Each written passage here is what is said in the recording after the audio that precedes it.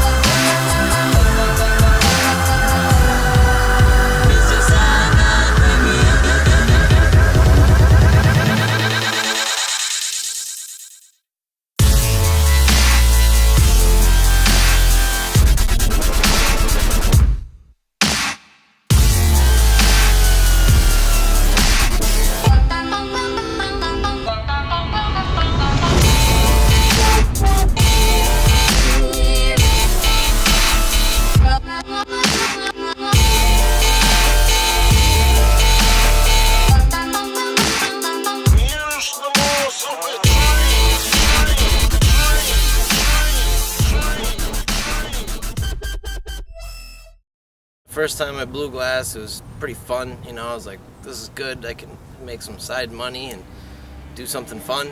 And I suppose it was just a hobby for a long time. And glass blowing was there as a job and something to do.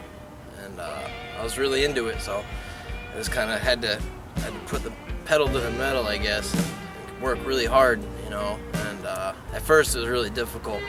I work all day from 8 in the morning till 11 o'clock at night, 7 days a week, and I'd have this piece that I thought myself was amazing.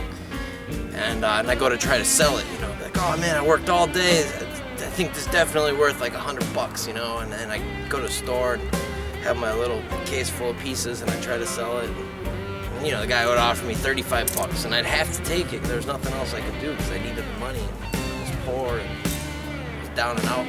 But I was working really hard, and I loved doing it. There's no way I was gonna get a job at McDonald's, because fuck that. I said, shit, I'm gonna work really hard at this. And so I took a lot of classes, I did a lot of learning.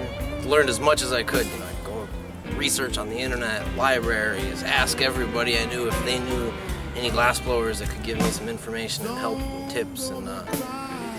And one of the first classes I took was Bob Snodgrass. You know, he's world famous. He's the most, you know, he invented color changing glass.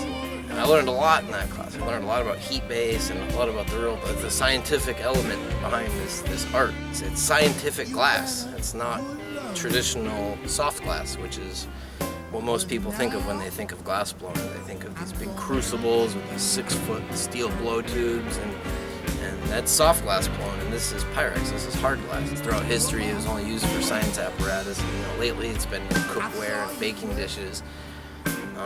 But throughout history nobody's ever made art with it before. You know, all these people making pipes nowadays, and it's this kind of like cultural phenomenon in America. So I guess that's kind of one of the main things that inspires me to keep working, is that it's something that's never been done in history, you know. It's something that was spawned from underground culture and Grateful Dead tour. So yeah, I don't know. I like what I do.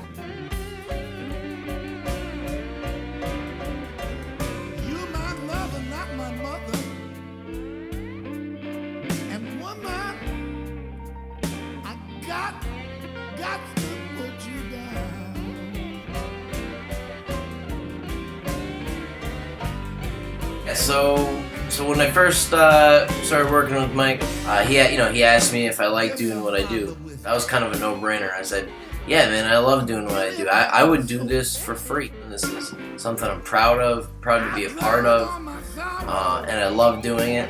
It all started for me as a hobby, even if I didn't make any money. I love doing what I do, and I'll never stop.